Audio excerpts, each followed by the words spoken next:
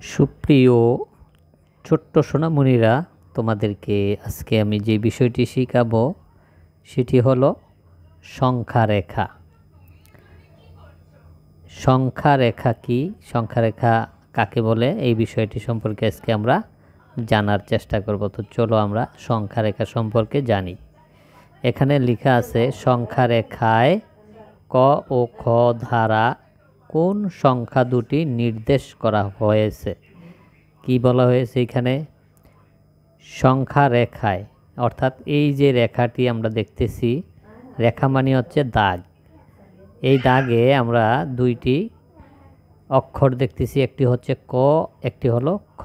এই যে এখানে দেওয়া আছে ক ও খ ধারা কোন সংখ্যা দুটি নির্দেশ করা হয়েছে। তাহলে আমরা এই ক এবং খ এর যে দাগ দুটি আছে লম্বালম্বি, সেইখানে কোন সংখ্যাকে নির্দেশ করে তা আমরা বের করব। আমরা কিভাবে বের করব এই সংখ্যা দুটি কি হবে? এই জন্য আমরা এইখান থেকে দেখব, এইখানে লেখা আছে দেখো, একক, দশক, শতক, হাজার, অযুত, অর্থাৎ এখানে 10,000 সংখ্যাটি দেওয়া আছে। এই 10,000 লেখাটি এই প্রত্যেক দাগের সাথে আমরা তুলনা করে দেখব কত কত করে এক একটা দাগে দেওয়া আছে। অর্থাৎ তাহলে আমরা এখানে কয়টি দাগ দেখি, 1 2 3 4 5 6 7 8 9 10। এই 10টি দাগে পর এইখানে 9টি দাগের পর 10টি দাগের উপরে এই 10,000 সংখ্যাটি দেওয়া আছে। তাহলে আমরা বুঝতে পারলাম প্রত্যেকটি দাগে 1,000 করে 1,000 করে করে এইখানে 10,000 হয়েছে। তাহলে আমরা প্রত্যেক দাগের উপর কি গণনা করব? 1,000 করে, অর্থাৎ 1,000, 2,000, 3,000, 4,000, 5,000, 6,000, 7,000, 8,000, 9,000, 10,000। তাহলে আমরা যদি প্রত্যেক দাগে 10,000 করে পাই, তাহলে আমরা এই ক দাগ পর্যন্ত 1,000 করে বাড়িয়ে বাড়িয়ে সংখ্যাটি বের করতে পারবো। তাহলে 10-এর পরে আমরা বলবো 11,000, তারপরে আরও একটি দাগ আছে 12,000, 12,000-এর পরে যেই দাগটি ক সংখ্যার, সেটি হলো 13,000-এর জায়গায়। তাহলে আমরা কি বুঝবো? এই সংখ্যাটিকে আমরা ক স্থানের সংখ্যাটির নির্দেশ করে হলো 13,000। এটি আমরা একটি পেয়ে গেলাম, ক স্থানে 13,000 সংখ্যাকে নির্দেশ করা হয়েছে। আচ্ছা, 13,000 এইখান থেকে এখন আমরা খ স্থানের কাছাকাছি আসব, এসে দেখব এখানে কোন সংখ্যা নির্দেশ করেছে। তাহলে আমরা দেখতেছি এই 13,000 থেকে যখন আমরা গণনা শুরু করব, 13-র পরে কি বলবো? 14, 15, 16, 17, 18, 19, 20। আমরা এখানে আরও একটি সংখ্যা দেখতেছি যার নাম হলো 20,000। তাহলে এই 20,000 সংখ্যা আমরা কিভাবে গণলাম? এইখান থেকে গণে গণে আমরা প্রত্যেক দাগে 1,000 করে বৃদ্ধি পেয়েছে আমাদের এখান থেকে শুরু হয়েছে এই 1,000, 2,000 করে আমরা প্রত্যেক দাগে 1,000 করে বৃদ্ধি পেয়ে এই 20,000 হয়েছে। এখন আমরা কি করব?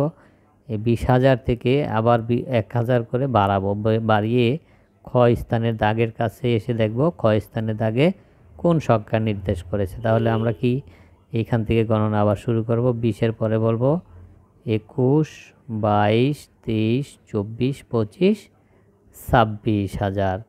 এই খ স্থানটিতে যেই সংখ্যাকে নির্দেশ করে সেটি হলো 26,000। তাহলে আমরা দুইটি সংখ্যার স্থানের, দুইটি এই বর্ণের স্থানে যেই সংখ্যা যেই সংখ্যা আমরা পেয়েছি সেটি হলো, এটিতে পেয়েছি 13,000, আর খ স্থানে আমরা পেয়েছি 26,000। আমরা বের করতে পারলাম। এভাবে আমরা যদি আরও কোনো এরকম এই বর্ণ দেওয়া থাকতো, তাহলে সেটিও আমরা এইভাবে গণে গণে বের করতে পারতাম। তাহলে আমরা এখন যদি আমরা এই সংখ্যাটির আরও সামনের দিকে আসি গণে গণে, 26-এর পরে আমরা বলবো 27, 28, 29, 30। এই যে এখানে 30,000 দেওয়া আছে।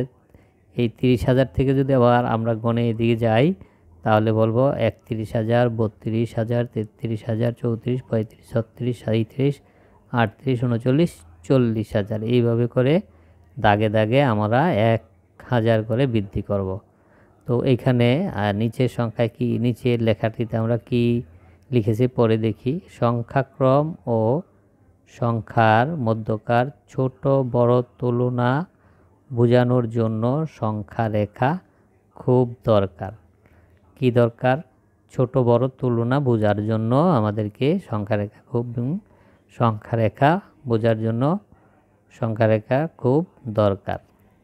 আমরা কিভাবে, এখন আমরা যদি পিছনের দিকে আসি তাহলে আমরা এই সংখ্যাগুলোকে কমে ছোট হবে।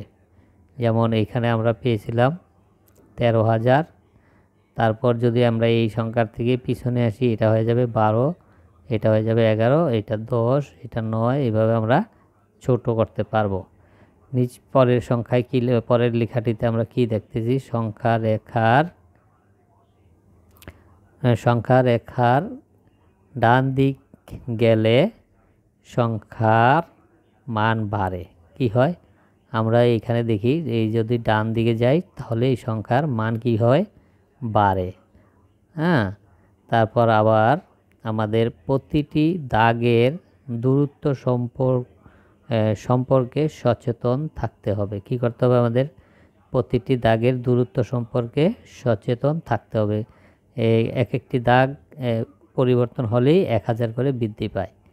হ্যাঁ, তারপরে আমরা দেখি আরও নিচে কি লেখা আছে। নিচে লেখা আছে, এই ক্ষেত্রে স্কেলের প্রতিটি দাগের দূরত্ব হলো 1,000 করে। কত করে? 1,000 করে। আমরা দেখিয়েছিলাম যে প্রত্যেক দাগের দূরত্বে এক একটি দাগের পরে এক একটি দাগ আসলে সেখানে আমরা 1,000 করে বৃদ্ধি করেছিলাম। তাহলে ক স্থানে আমরা যেই সংখ্যাটি দেখেছি সেটি হলো 10,000 স্থান থেকে 3 দাগ দূরে। কত দাগ দূরে? 10,000 যেই সংখ্যাটি ছিল সেই দাগ থেকে 3 দাগ দূরে হলো আমাদের সেই ক স্থানটি ছিল। তাহলে ক স্থানে 3 দাগ দূর হবে কিভাবে? যেমন 10,000-এর সাথে যোগ করব 3টি দাগ মানে 3,000। তাহলে এই সংখ্যার নাম হবে 13,000। কত হবে? 13,000। আমরা 13,000 লিখে দিই এখানে। যেমন এই হলো 13, তারপরে এই 1000, একক, দশক, শতক, হাজার, অযুত, অর্থাৎ এটি হলো 13,000। খ স্থানটি আমরা কি দেখেছিলাম? খ স্থানে আমরা দেখেছিলাম 20,000 থেকে 6 দাগ দূরে ছিল আমাদের এই খ সংখ্যাটি, খ বর্ণটি। তাহলে 20,000 থেকে 6 দাগ দূরে যদি আমাদের এই খ বর্ণটি থাকে তাহলে সেইখানে এই 6 দাগ মানে হলো 6,000। 6,000-এর সাথে 20,000 যুক্ত করলে হবে কত? 26,000। আমরা এখানে 26,000 লিখে দিই। আমরা এইভাবে 26,000 লিখে দিলাম। এই হয়ে গেল 26,000। বন্ধুরা, আশা করি তোমরা বিষয়টি বুঝতে পেরেছো। তো আমরা আরেকটু নিচে দেখি এখানে কি আছে। এখানে দেখো ক, খ ও গ স্থানে নির্দেশিত সংখ্যাগুলো লেখো। আমরা ক, খ, গ স্থানে কি সংখ্যা পাবো সেটি লিখতে বলেছে আমাদেরকে। আমরা আগেই শিখেছিলাম এখানে প্রত্যেক দাগে কত দেওয়া আছে দেখো। যদি আমরা এই সংখ্যাটির গণনা করে দেখি, একক, দশক, শতক, হাজার, অর্থাৎ এইখানে 1,000 দেওয়া আছে। তাইলে আমরা এই সংখ্যাটিতে একটু পরিবর্তন দেখতেছি। সংখ্যার মান কমিয়ে এইখানে এই 1, 2, 3, 4, 5, 6, 7, 8, 9, 10, 10টি করে 1,000 সংখ্যা হয়েছে। তাহলে প্রত্যেক ঘরে, প্রত্যেক দাগে আমরা 100 করে ধরব। কত করে?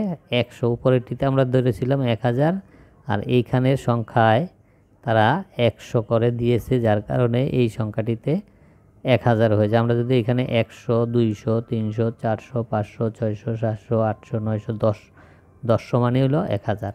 তাহলে এই ক সংখ্যাটির স্থানে কোন সংখ্যাটি হবে সেটি আমাদেরকে লিখতে বলেছে। আমরা দেখি 100, 200, 300, 400, 500।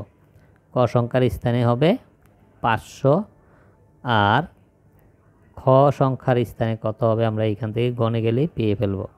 আমরা যদি এটাকে এই 1000 বলি, তারপর আমরা বলবো 1100, 1200, 13, 14, 15, 16, 17, 1800।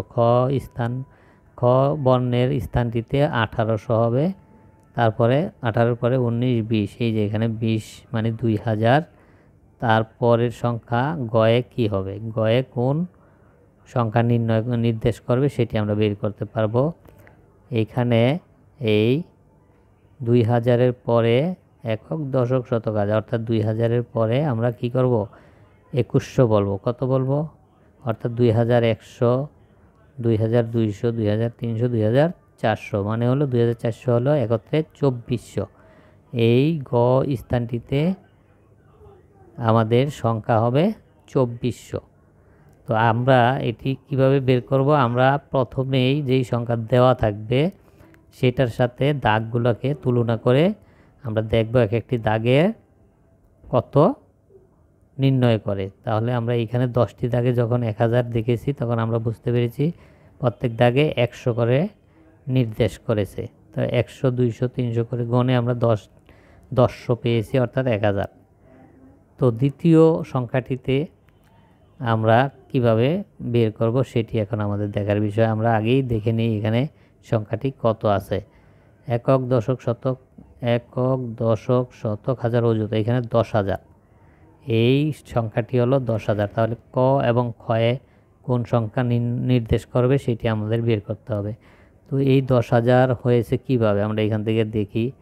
অর্থাৎ যদি আমরা 2000 করে ধরি, 2, 4, 6, 8, 10, না 1000 করে ধরি, 1000, 2000, 3000, 4000, 5000, 6000, 7000, 8000, 9000, 10,000।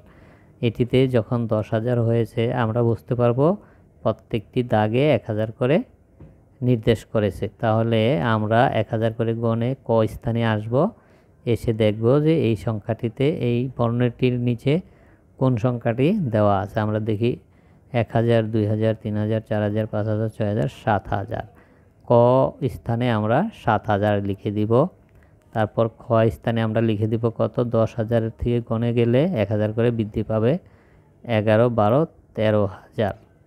13,000 এই খ স্থানে আমরা লিখে দেব। এইভাবে আমাদের এই স্কেলের রেখা মানে সংখ্যার রেখা বের করতে আমরা পারবো ইনশাআল্লাহ। আশা করি তোমরা বুঝতে পেরেছো। আজকে আমরা এই পর্যন্ত এই ভিডিওটি শেষ করছি। আল্লাহ হাফেজ।